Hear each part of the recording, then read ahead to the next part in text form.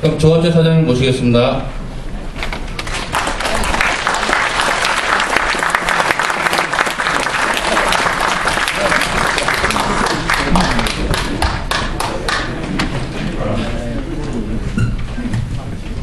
그동안 안녕하셨습니까?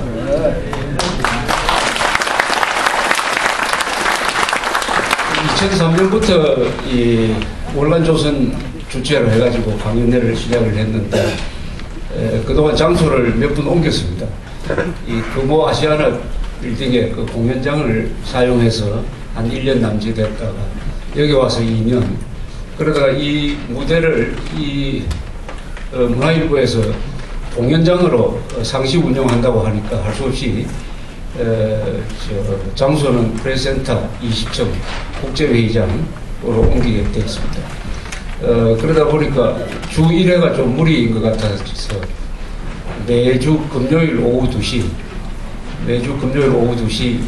에 매월입니다. 그러니까 매월 마지막 금요일 오후 2시 매월 마지막 옮기게 되었습니다. 횟수가 좀 줄어서 죄송하게 생각합니다.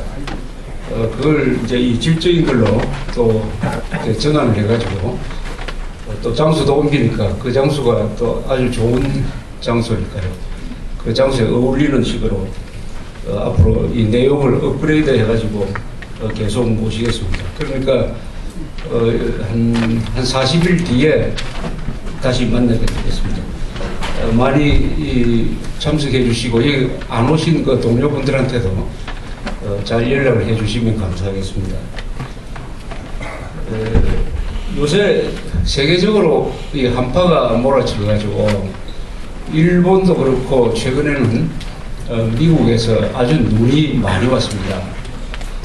우리가 26cm를 기록해가지고 서울 생긴 이후에 최대 적설량을 기록을 했는데 일본 보니까 일본에서 눈이 제일 많이 오는 데가 그 설국이라고 알려져 있는 일본 서해안이죠. 니가다입니다. 니가다에서는 한 90cm가 왔습니다.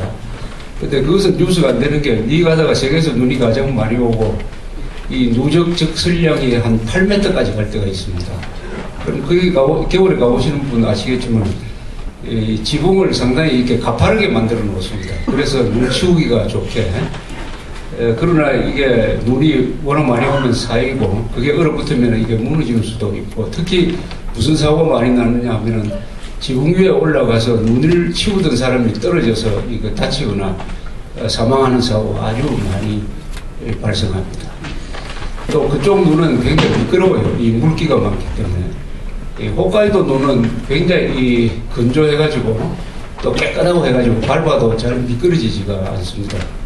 이 워싱턴에서도 눈이 한 80cm, 90cm가 왔습니다. 이 기상 변화를 이렇게 보면은 우리가 이 지구 위에 살고 있다는 것이 의외로 매우 아슬아슬하다는 걸 느낄 수가 있습니다. 과거 지구 역사, 지구가 약 45억 년 전에 만들어졌습니다. 45억 년 전부터 지금까지의 그 변화 과정을 보면은 온통 폭발을 하면서 또는 지진을 일으키면서 대혼동 상태가 한 10억 년 계속되다가 10억 년쯤 되면은 비로소 물이 생기고 바다가 생기고 그래서 최초의 생명체가 생기고 그 뒤에도 몇 번 대변화를 겪죠. 추웠다가 따뜻해졌다가 또 이 바깥에서 날라온 운석에 얻어맞아가지고 또 대재앙이 일어나고 그래서 공룡이 한 1억 년 정도 이 지구상에서 놀다가 막 그 기상변화 때문에 사가 없어져 버리고 이렇게 됐습니다. 만약 그런 운석이 지구에 충돌하는 사고가 지금 난다면은 사람도 아마 공룡처럼 사라지고 말 겁니다. 그러다가 상당히 이제 최근에 와서 안정된 거죠. 최근이라고 해봤자 결국 몇백만 년 전쯤부터라고 할 수 있죠. 몇백만 년 전쯤. 인간이 지금 진화하기 시작한 걸 한 300만 년 전으로 보는데 이 45억 년의 역사에서 300만 년이라면은 그야말로 일순간이죠. 그러니까 앞으로 이 지구가 또 어떤 방향으로 변해갈지에 대해서 이제 예측한 걸 보면은 두 가지죠. 태양이 변해가죠. 태양이 변해가는 것과 지구 내부의 이 용암 형태로 있는 이게 이제 서서히 식을 텐데, 그래서 일치된 결론은 뭐냐?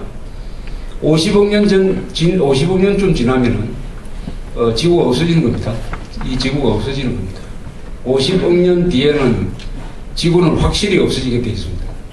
그것은 뭐 명백한 그 예측 가능한 거예요. 그럼 50억 년 뒤에 인류도 없어지느냐, 인류도 지구와 같이 없어지느냐 하는 데 대해서는 몇 가지 설이 있어요. 인류가 그 사이에 굉장히 발전을 해가지고 지난 한 문명의 역사에서 한 6,000년쯤 되는 이 발전 속도를 그냥 유지를 해가지고 발전하면은 그 위기를 극복할 것이다. 극복하는 방법은 딱 하나밖에 없죠. 지구와 같은 이 인공 지구를 별도로 하나 만드는 거죠. 그걸로 이사를 가는 거죠. 인구가 이사를 가는 것이죠. 이 우주의 이 변화를 바꿀 수는 없죠. 그것은 하나님밖에 할 수 없습니다. 계신다면은. 그러나 지구를 만들어 가지고 이사를 가는 것은, 또는 화성이나 뭐 이쪽으로 가서 거기에 적응해서 사는 식으로 인간의 몸의 구조를 바꾸는 방법도 있을 것입니다. 저는 인간의 지능 속도의 발전 방향으로 봐서 그것이 가능할지도 모르겠다는 생각이 듭니다. 다만 사람들이 그런 장기적인 미래에 대해서 투자를 잘 해야 되죠. 연구를 많이 해야 되는데, 문제는 이제 정치입니다. 정치. 지금 지구온난화라든지 이런 문제에 대해서 세계가 다 이해관계가 달라요. 미국이 생각하는 게 다르고 저개발 국가의 생각하는 게 다르니까 일치된 한방향으로의 정책이 잘 나오지 않습니다.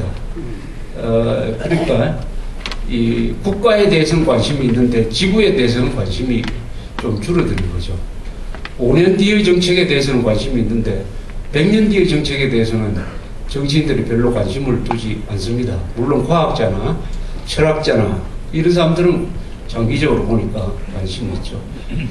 그런데 10억 년 뒤의 지구를 위해서 지금 뭘 투자를 할 거냐, 이렇게 하면은 아마 좀 막막할 거예요. 10억 년 뒤에 내가 살아있지도 않으니까 10억 년 뒤를 위해서 인간이 뭘 할 거냐, 지금 그것은 종교적인 해답이 나와야 되는데, 그렇기 때문에 인간이 선해지느냐에 따라서, 인간이 참 선해지면은 지구를 다시 하나 더 만들어 가지고 생존을 이어갈 수 있을 것이고, 인간이 지금식으로 이기주의에 함몰되어 버리면은 결국 인간도 그 전에 망해버릴 것이다 하는 생각도 듭니다.